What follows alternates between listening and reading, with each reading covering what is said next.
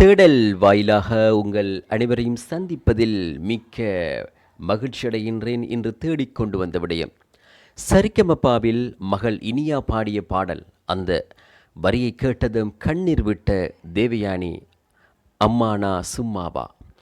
சென்னை சீ தமிழில் ஒளிபரப்பாகி வரும் Sa Re Ga Ma Pa senior season 5 நிகழ்ச்சியில் தேவயானியின் மகள் இனியாவும் போட்டியாளராக கலந்து கொண்டிருக்கிறார். இந்த வாரத்தில் வித்யாசாகர் பாடல்கள் ரவுண்டு நடைபெற்றது. அப்போது இனியா பாடிய பாடலை கேட்டு தேவயானி கண்கலங்கி அழுதிருக்கிறார். இந்த வீடியோ இணையத்தில் வைரலாகி வருகிறது. சீ தமிழில் சரிகமபா நிகழ்ச்சிக்கு என்று அதிகமான ரசிகர்கள் இருக்கின்றனர். இந்த நிகழ்ச்சிக்கு மக்கள் கொடுக்கும் ஆதரவால் சீனியர் மற்றும் ஜூனியர் என்று 2 பிரிவாக நடத்தப்பட்டு வருகிறது. அதில் சமீபத்தில்தான் ஜூனியர்களுக்கான சீசன் 4 நிகழ்ச்சி முடிவடைந்தது. அதில் டைட்டில் வின்னராக திவினேஷ் வெற்றி பெற்றார். அவரை தொடர்ந்து ரன்னராக ஹேமித்ரா தேர்வானார்.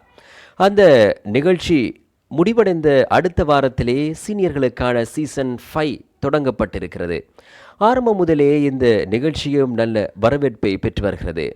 இதில் நடிகை தேவயானியின் மகள் இனியாவும் போட்டியாளராக கலந்து கொண்டிருக்கிறார்.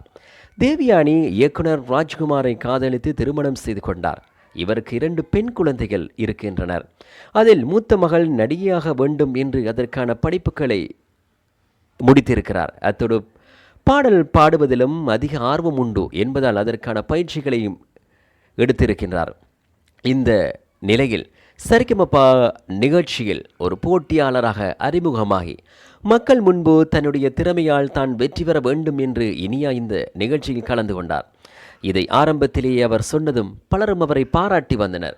பொதுவாக சினிமாவில் ஒரு நடிகரின் வாரிசுகள் அவரைப் போலவே நடிக்க தொடங்குவார்கள், அல்லது இயக்குனர் குடும்பத்தில் இருந்து வந்தால் அவரைப் போலவே இயக்குனராக வேண்டும் என்று முயற்சி செய்வார்கள். ஆனால் அப்பாவும் அம்மாவும் நடிகராகவும் இயக்குனராகவும் இருக்கும் நிலையில் மகள் தன்னுடைய வல்லமையினால் மக்கள் முன்பு ஜெயிக்க வேண்டும் என்று எடுத்த முடிவை பலரும் பாராட்டி வருகிறார்கள். இனியா முதல் முறையாக இந்த நிகழ்ச்சியில் ஆடிஷனின் போது இளையராஜாவின் மகளான பவதாரணி பாடிய மயில் போல பொண்ணு உண்டு என்ற பாடலை பாடியிருந்தார்.